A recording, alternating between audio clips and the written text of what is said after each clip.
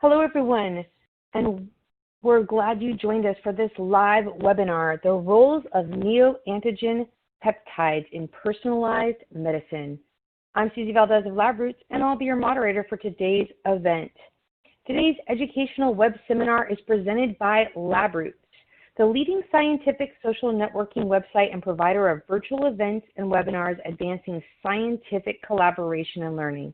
And it's brought to you by Genscript. To learn more about our sponsor, please visit them at www.genscript.com. So let's get started. You can pose questions to the speaker during the presentation while they're fresh in your mind. To do so, simply type them into the drop-down box located on the far left of your screen labeled Ask a Question and click the Send button. Questions will be answered after the presentation. To enlarge the slide window, click on the arrows at the top right-hand corner of your presentation window. And if you've experienced any technical problems seeing or hearing this presentation, simply click on the Support tab found at the top right of your presentation window or report your problem by typing it into the Ask a Question box. This is an educational webinar and thus offers free continuing education credits. Please click on the Continuing Education Credits tab located at the top right of the presentation window and follow the process for obtaining your credits. Without further ado, I now present today's speaker, Dr. Samantha Zaroff, Product Manager of Neoantigen Peptide Services at Genscript. Welcome, Dr. Zaroff. Hello, everyone, and thank you for attending my presentation today entitled Using a Predictive Bioinformatics Algorithm of Difficult Neoantigen Peptide Synthesis for Precision Immuno-Oncology Therapeutic Development. Today's presentation will be separated into four main sections. First, I will give a brief introduction into the world of neoantigen-based personalized immuno-oncology therapeutics. Next, I will give an overview of how neoantigen peptides are utilized during precision therapeutic development and why neoantigen peptides are so difficult to synthesize. Then, I will review Genscript's four-tier platform for synthesizing difficult neoantigen peptides, highlighting our proprietary algorithm for predicting neopeptide synthetic difficulty, before finishing up the summary and 15-minute Q&A section. As many of you will unfortunately understand firsthand or through a personal connection, cancer is the world's second leading cause of death, only behind cardiac arrest. In 2018 alone, 17 million people were diagnosed with cancer in the United States, with unfortunately 56% of them passing due to the disease. So with a 70% increase in cancer diagnosis over the past 20 years, and 9.5 million people dying from cancer in the U.S. alone in 2018, researchers and clinicians have realized that standard methods of care, such as chemotherapy, radiation, and other one-size-fits-all treatments are not negating the disease as quickly as cancer mutates to avoid therapeutic efficacy. Therefore, we need a new standard method of care, such as personalized immunotherapy. Immunotherapies for cancer treatment have been around for almost 10 years. However, current treatments will only target shared targets, such as oncogenes, tumor-associated antigens, or immune checkpoints. Checkpoints are receptors on the surface of T cells which, when bound by their ligand, are able to inhibit T-cell-based immune response against target cells. Many cancer cells are able to avoid immune detection through expression of PD-L1, the ligand for PD-1, which will bind T-cell checkpoints and inhibit immune attack. Checkpoint inhibitors are proteins which block specific immune checkpoints, such as PD-1, and initiate a T-cell-mediated immune response against the tumor through binding of the T-cell receptor, or TCR, and the tumor-associated antigen. Clinical trials using checkpoint inhibitors have shown great potential, although the effect is limited in many cases, especially in solid tumors where checkpoint inhibitors cannot make direct contact with the tumor microenvironment. Another common immunotherapy against shared tumor-associated antigens are T-cell therapies. There are many different forms of T-cell therapy. However, the goal of each form is the same: to target patient or healthy donor T cells to the tumor to bind to a tumor biomarker and initiate an anti-tumor killing response. To generate T cell therapies, patients' autologous T lymphocytes or donor-matched allogeneic T cells are genetically modified to express TCRs, which bind to specific tumor-associated antigens. These T cells are then expanded in vitro and reinfused back into the patient. These TCRs can be standard TCRs, or they can be chimeric antigen receptors, better known as CARs, which on top of having a tumor-associated antigen binding domain, or TA, they contain an internal switchboard which, when bound to its target, activates the T cell to initiate an immune cascade. Clinical trials have shown great promise for these therapeutics as well. However, they also show poor efficacy in solid tumors and tumors with high mutational burden due to immune escape.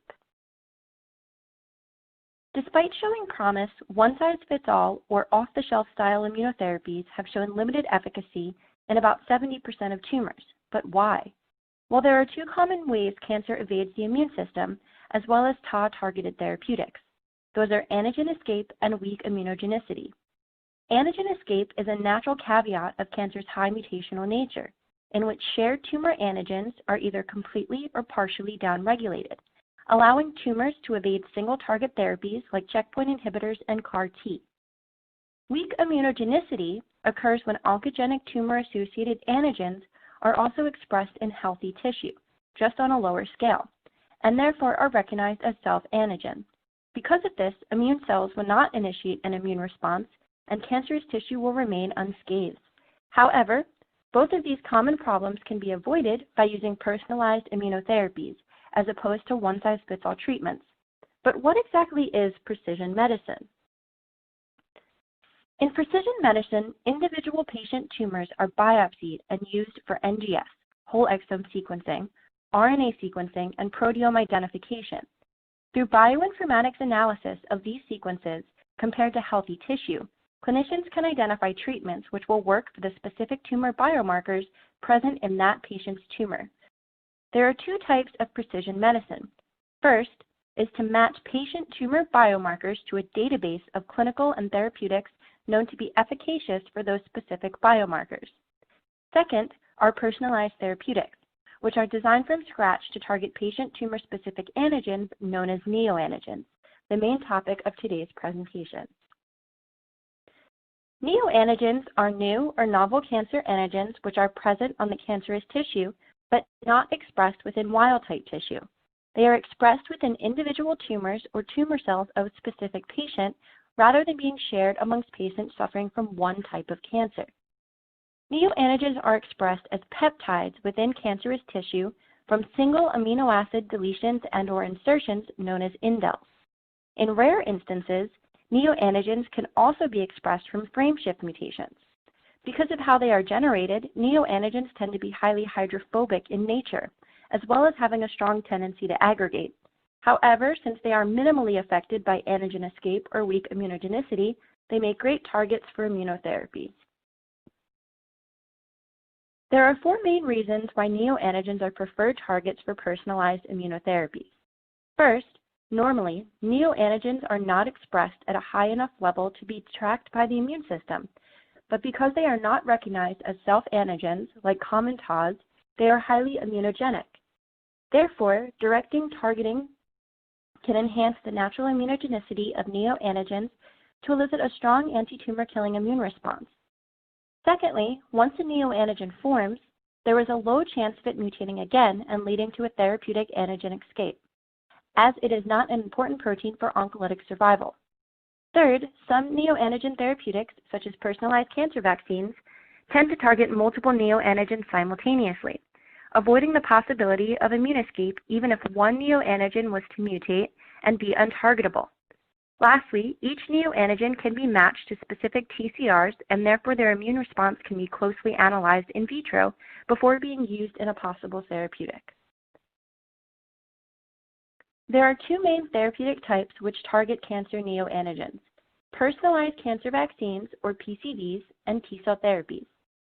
Personalized cancer vaccines work similarly to infectious disease vaccines in that they introduce small peptide components of the biological threat you are trying to initiate an immune response against. In the case of a PCV, this will be cancer neoantigens. Since every PCV is generated for a specific patient, the first step in production will be to take a tumor biopsy. This sample will then be sent to the lab where it will be used for NGS, next-generation sequencing, RNA sequencing, and immunopeptidome identification. These sequences will be compared with sequences from healthy wild-type tissue using bioinformatics tools in order to identify the mutanome, or mutations present within cancerous tissue that are not expressed in wild-type cells. The mutanome will then be put through bioinformatics algorithms to identify the predictive immunogenicity and PCV efficacy of each individual neoantigen. The top neoantigen peptide candidates will be synthetically produced and used for in vitro functionality screening in order to confirm the predicted activity of each candidate. From these results, clinicians will first decide on the 20 or so neoantigens which they plan to use for their patient's PCV, and secondly, decide which modality they will use to introduce those neoantigens to the patient's lymphatic system. The most common modalities include neoantigen DNA, mRNA, peptide, or post-antigen presenting cells mixed with varying delivery vehicles and adjuvants. Once formalized, the vaccine will be placed directly into the patient's lymphatic system through injection in order to be processed and presented by patient APCs and initiate a T-cell-based anti-tumor killing immune response against cancerous tissue expressing those neoantigen epitopes. The second main therapeutic targeting neoantigens are personalized T-cell therapies. The main difference between personalized T-cell therapies and off-the-shelf treatments I described earlier is that they are tailored to immunogenic neoantigen on patient-specific tumors. Similar to PCVs, the first stage of personalized T-cell development is to biopsy and sequence the patient's tumor to identify the mutanome, which is put through bioinformatics algorithms to identify neoantigens are predicted to initiate a strong immune cascade when they bind to TCRs. These neoantigen candidates will be synthetically produced and screened for therapeutic efficacy in order to identify the perfect neoantigen for an individual's tumor. From there, a TCR will be engineered to express binding domains for that specific neoantigen and cloned into patient-specific, known as autologous, or healthy donor, known as allogenic T cells. Those T cells are expanded and infused into the patient in order to elicit an anti-tumor killing immune response. No matter the type of neoantigen-targeted therapeutic, researchers will require production of synthetic neoantigen peptides during 3 phases. First, neoantigen peptides are required for preclinical functionality screening of bioinformatics candidates.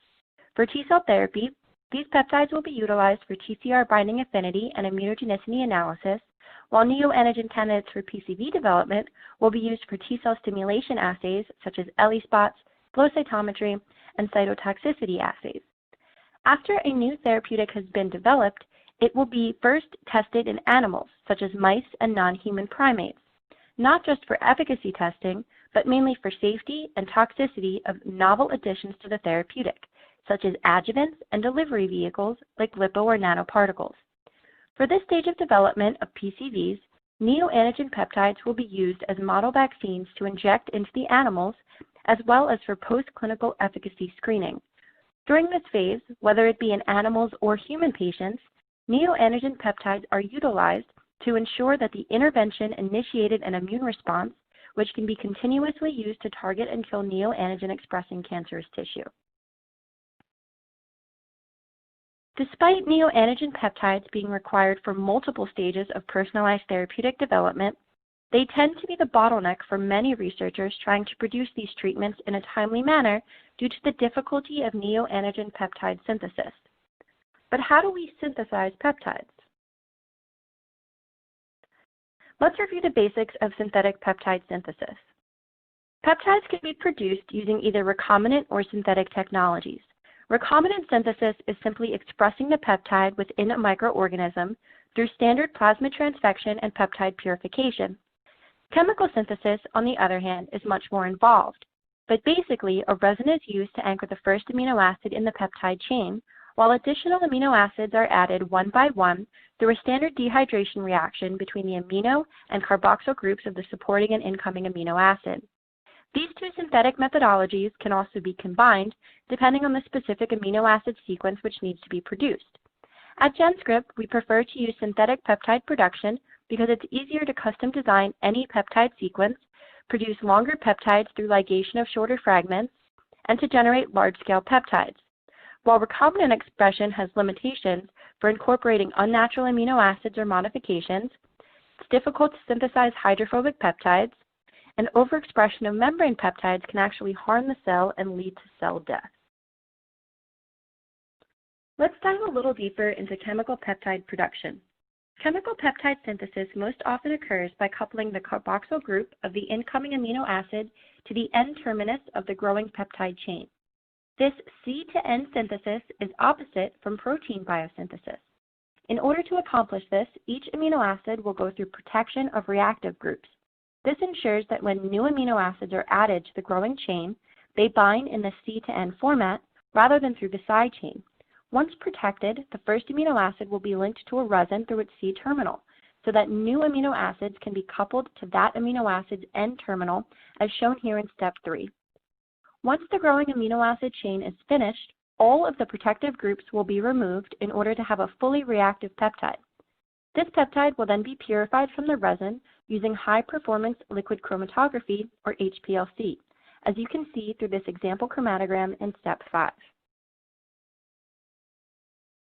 At Genscript, we use 3 different types of chemical synthesis. Liquid phase synthesis is the original methodology for synthetic peptide production, and unlike solid phase synthesis, does not require linking of the first amino acid to a resin, but instead requires an additional chemical protective group on the C-terminus of the first amino acid. Because of this synthetic technology, each new peptide must be manually purified before addition of the next amino acid. Now, while this can be timely and costly, it also ensures extremely high purity of the final peptide. Also, because the C-terminus is not attached to a resin, it is the preferred method for any peptide requiring C-terminal modifications and is great for large yields. Solid phase synthesis is similar to liquid phase synthesis. However, instead of a protective group on the first amino acid, the C-terminal is linked to a resin. This makes addition of new amino acids easy and smooth, and therefore significantly reduces turnaround time, as purification can wait until the end. Because of the technology, solid phase synthesis is preferred for long and difficult peptides rather than bulk production. The most recent advancement in peptide synthesis is through the use of automated microwave technology. Rather than manual synthesis, microwave synthesis is done entirely through a machine, and therefore can significantly reduce the turnaround time and increase the overall capacity to make larger numbers of peptides per day. In fact, Genscript's microwave technology actually doubled our capacity, so now we can chemically synthesize 18,000 peptides per month. Because this technology uses microwave energy, it is able to increase turnaround time by reducing the time required for coupling and resin separation. This also makes it great for fast synthesis of difficult shorter peptides rather than longer ones. The reason we utilize 3 different types of chemical synthesis and a combination thereof, including recombinant production, is because each peptide's intrinsic characteristics will dictate if a peptide is difficult to synthesize and why. Neoantigen peptides tend to be highly difficult to produce and will require all different types of synthesis in order to produce highly pure peptides at required yields. Specifically, neoantigen peptides can be difficult to synthesize because of these 5 characteristics listed here: peptide length, charge, hydrophobicity, yield, and purity. For length, neoantigens tend to either be 9 to 11 amino acids representing the neoantigen epitope, or they will be larger than 25 amino acids in order to be processed and presented by APCs on MHC class 1 and class 2. Peptides over 20 amino acids tend to be difficult to synthesize and will usually require a combination of microwave and solid phase synthesis. For peptide charge, because neoantigens are only expressed in cancer, they tend to contain charge-modifying amino acids which would not be expressed within natural tumor-associated antigens. Many synthetic steps only work with specific isoelectric points, and therefore the further from neutral a peptide is, the synthesis will be more difficult. Third, because neoantigens are produced from random amino acid indels throughout the peptide, hydrophobic side chains are bound to be introduced within the sequence. These hydrophobic side chains will lead to a stronger chance of aggregation and therefore limited solubility in water, which in turn makes purification very difficult. Neoantigen peptide synthesis can also be very difficult because each application within the various stages of therapeutic development will require completely different yields, or peptide mass, as well as purity, or percentage of target peptide within a sample. Because of the flexibility required, it can be cumbersome to find a reliable provider which is able to accommodate yields ranging from large-scale microlibraries of half of milligram to synthesis of gram level of one individual peptide. Because of this, Genscript has tailored its neoantigen peptide synthesis service to be fully customizable in order to achieve yields for any application. In terms of purity, other than flexibility required for various applications, because neoantigen peptides tend to be hydrophobic and have a tendency to aggregate, their solubility makes them difficult to purify using standard techniques. Because of this, they must be treated with extra care and go through additional processes of purification in order to reach the 98% purity required for applications like personalized cancer vaccine generation and analysis in patient-derived cell lines, as these are precious samples. In order to accomplish difficult neoantigen peptide synthesis, we here at Genscript have developed our own neoantigen peptide synthesis platform, which utilizes reliable technologies and tools to achieve a 95% success rate for difficult peptide synthesis. This platform can be divided into 4 main stages. In the first stage, every neoantigen peptide sequence which comes through our order system is analyzed by our proprietary NeoPre Bioinformatics algorithm in order to determine synthetic difficulty and the best method to synthesize each peptide based on its predicted difficulty. In the second stage of Genscript's platform, those neoantigen peptides will be synthesized according to the recommendation of our NeoPre algorithm and our peptide experts, using one or a combination of our synthetic technologies, ranging from manual liquid and or solid phase, automated microwave technology, recombinant expression, or chemical ligation. In order to understand how we achieve this 95% success rate for highly difficult peptides, let's dive a little deeper into Genscript's NeoPre analytics tool. Genscript's long-standing experience in peptide synthesis has given us an opportunity to develop a tool for estimating ease of peptide synthesis process. It is necessary to evaluate the feasibility of all peptide sequences prior to synthesis. Therefore, every one of our customers' peptides go through our proprietary NeoPre Bioinformatics algorithm to determine synthesis difficulty. The first step in using this tool is to copy the neoantigen peptide sequence into the algorithm shown here. If this is the customer-facing tool, then once you hit submit, you will see a response indicating how difficult the synthesis of the peptide will be. If this tool is being used internally, the readout will be much more involved and highlight the individual characteristics that are causing difficult synthesis as well as the recommended synthetic technology. This slide shows an example of what the readout of the internal algorithm would look like. The algorithm would analyze the individual peptide sequences and convert its intrinsic characteristics to numbers which correspond to how difficult the peptide synthesis will be due to that specific characteristics. The 6 characteristics that NeoPre analyzes are tendency of the peptide to aggregate, represented by Na4VSS, isoelectric point, shown as Pi, hydrophobicity, sequence length, yield, and purity. Amino acids are shown in red during the system review to indicate which ones have strong tendency to aggregate. For aggregation, less than 0 is considered simple, 0 to 20 is considered middle, and over 20 is considered hard, while larger hydrophobicity numbers indicate more difficult sequences. Once the algorithm has assessed each peptide's difficulty, it will determine the predicted difficulty of synthesizing each peptide as well as recommend the best means of successfully synthesizing each individual peptide. Once the Genscript peptide expert reviews the results, they will then adjust the synthetic methodology as needed based off Genscript's 15 years of peptide synthesis. NeoPre is able to analyze the numerical values assigned to individual characteristics of each peptide in order to predict the synthetic difficulty. Overall, Genscript has used NeoPre for 171 peptides for this specific case study. Of those, 71 were shown to be difficult to synthesize. Of the 71 difficult peptides, 61 were actually difficult to synthesize, while 10 were actually easier to synthesize than originally predicted. Digging deeper, 100 peptides were shown to be easy to synthesize, with 78 of them accurately predicted and 22 of them actually difficult to synthesize. With this tool, what's important to understand is that those 83 total difficult peptides were able to be synthesized despite their high hydrophobicity, long lengths, and tendency to aggregate. Since using NeoPre, Genscript has actually been able to synthesize 2,158 out of 2,267 peptides ordered, giving us an overall success rate of 95.15%, 37.5% of which were delivered using Genscript's Rush Peptide service within 5 to 6 days. Neoantigen peptides tend to either be focused on epitopes presented on MHC1 and MHC2, which range from 9 to 15 amino acids, or they tend to be larger, over 20 amino acids.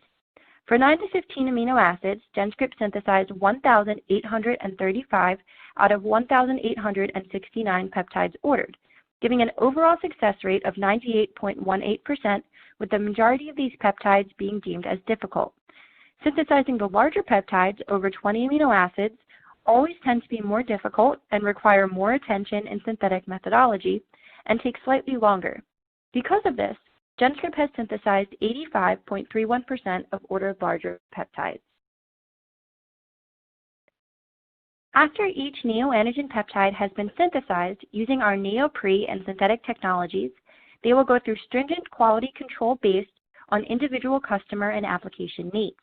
All Genscript peptides undergo total quality management testing, including mass spectrometry and analytical HPLC, high-performance liquid chromatography analysis, throughout the peptide synthesis and purification process through our trademarked AccuPep quality control service. In addition to the standard COA document you would receive, Genscript offers an additional 12 quality control services, including our endotoxin analysis and removal service. Endotoxins are lipopolysaccharides, which are major components of the cell walls of gram-negative bacteria, which can be introduced into custom peptide preparations during synthesis. More importantly, they can stimulate a plethora of unwanted immune reactions in B cells, macrophages, as well as stimulate T cell expansion even at the lowest concentration. To enhance your experimental results, Genscript offers custom peptides with guaranteed endotoxin control service to reduce endotoxin levels at less than 0.01 EU per microgram, which is ideal for most cellular assays, especially on primary cell lines. We also offer guaranteed TFA measurements and removal. TFA, or trifluoroacetic acid, is a strong acid which is commonly used to cleave synthesized peptides from solid phase resins, and is also used to improve HPLC performance in the peptide purification step. Although TFA is quite important, residual TFA in custom peptides can cause inexplicable discrepancies in subsequent assay data, which is why at Genscript we can guarantee TFA values of less than 1% in exchange for either acetate or formate. The last step of Genscript's neoantigen peptide synthesis platform is peptide optimization, in which we can design 7 different types of peptide libraries in order to narrow down your perfect neoantigen sequence. The most popular peptide library design services for neoantigen peptides are Genscript's alanine scanning, overlapping, and T-cell truncation libraries. In an alanine scanning library, each amino acid will sequentially be replaced with an alanine. In turn, this will allow the end user to determine the most important individual amino acids to peptide function.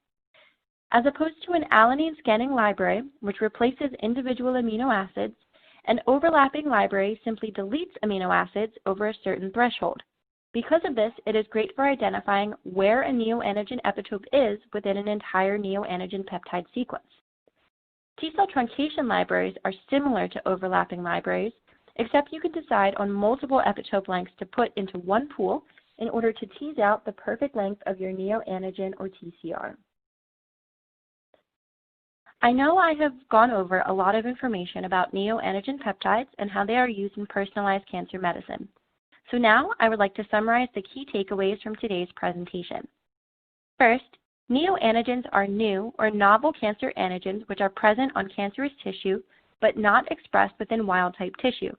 They are expressed within individual tumors or tumor cells of a specific patient, rather than being shared amongst patients suffering from one type of cancer. Second, normally neoantigens are not expressed at a high enough level to be tracked by the immune system, but because they are not recognized as self-antigens like common tumor-associated antigens, they are highly immunogenic. Third, neoantigen therapeutics can be either personalized cancer vaccines or personalized T-cell therapies. Both of these therapeutics require neoantigen peptides for various stages of functionality and efficacy screening. Fourth, Genscript's NeoPre bioinformatics algorithm allows Genscript to synthesize highly hydrophobic difficult peptides by analyzing the individual amino acid sequence for hydrophobicity, length, aggregation, charge, yield, and purity to identify synthetic difficulty and the technology to synthesize each peptide. And lastly, Genscript's neoantigen peptide services offer a reliable synthesis by being a trustworthy partner, having a high success rate for difficult peptide synthesis and flexible services for all precision therapeutic applications. I want to thank you for attending my presentation today, and I am happy to answer any questions you may have. But while you are typing your questions into the chat box, I would quickly like to mention that Genscript's neoantigen peptide synthesis service produces reliable neoantigen peptides for precision therapeutic discovery. This is because at Genscript, we have the technical means and experience to synthesize large numbers of challenging neoantigen peptides and provide tailored optimization tools for your downstream applications. We are able to accomplish this by providing a trustworthy user experience demonstrated through our work with over 50 of the world's leading immuno-oncology organizations at 95% success rate for difficult neoantigen peptide synthesis and our extreme service flexibility, putting our customers in the driver's seat of their entire project, no matter what the application. Again, thank you for your attention, and I am looking forward to answering your questions. Thank you. Button. Dr. Zaroff will answer as many questions as time permits. So let's take a look at our incoming questions that we already have coming in. Dr. Zaroff, why are personalized therapeutics more efficacious than off-the-shelf biomarker therapies like CAR-T?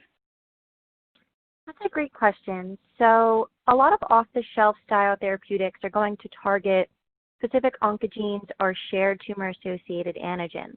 And with these, they tend to be highly mutatable because cancer in and of itself is a highly mutational burden disease. Because of this, they can go through antigen escape, which basically means that the target of the therapeutic will be mutated in such a way where the therapeutic will no longer work.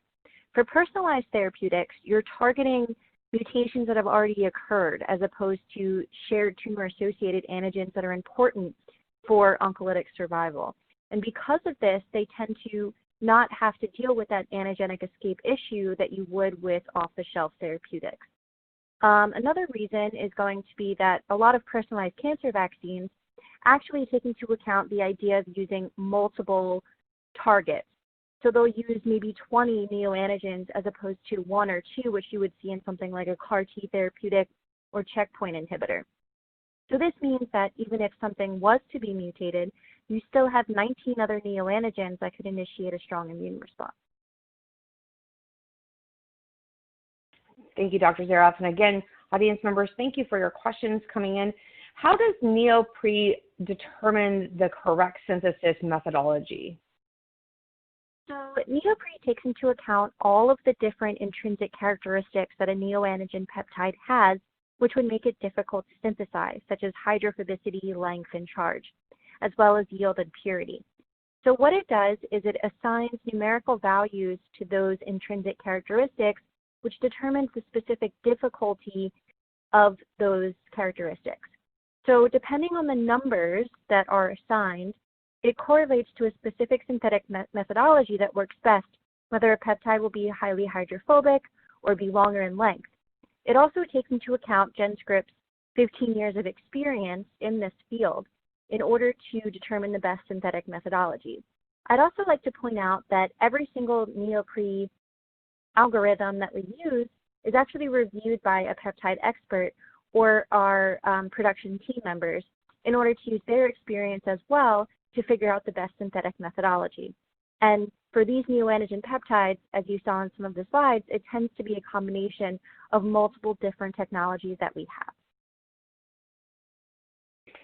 Dr. Zaroff, could you explain the difference between functionality screening for PCV and T-cell therapy? So that's a great question. I think first what we have to review is that a personalized cancer vaccine is basically taking multiple neoantigen targets and putting them into the lymphatic system in order to initiate an immune response. And because of this, you're going to be taking patient PBMCs or antigen-presenting cells and allowing them to present those neoantigens to T cells to initiate an immune cascade. So you're going to be using things like an ELISpot, which will basically analyze cytokines such as TNF-alpha in order to identify some T cell activity. You're also going to be looking at flow cytometry to see what types of T cells are actually activated. And you're also going to be looking at cytotoxicity assays and where you're exposing T cells to these antigen-presenting cells presenting neoantigen epitopes to see if they can actually go and kill tumors. For T-cell therapies, it's a little different because you're actually picking one neoantigen in order to engineer a specific T-cell receptor into a healthy donor or patient-derived T-cell in order to express the TCR and put back into the patient so it's primed and ready to go. So the difference would be you're trying to make sure that these T cells are going to bind with high affinity to a neoantigen that's actually present on the tumor.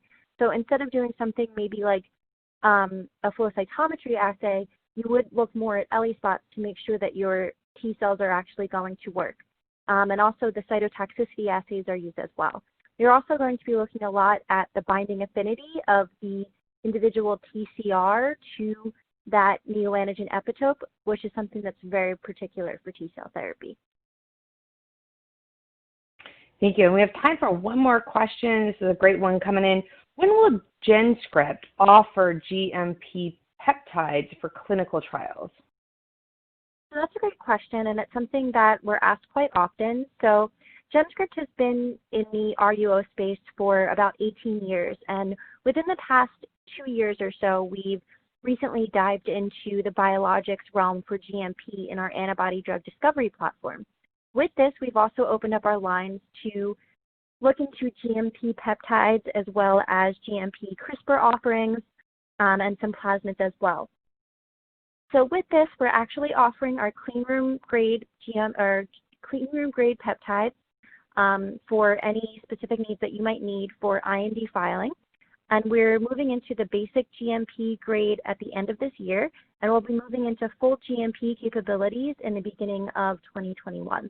So we're definitely looking forward to that. We have a lot of experience generating these difficult peptides and a really great turnaround time, and we can't wait to launch them to the GMP community to be used for personalized cancer vaccines and clinical trials.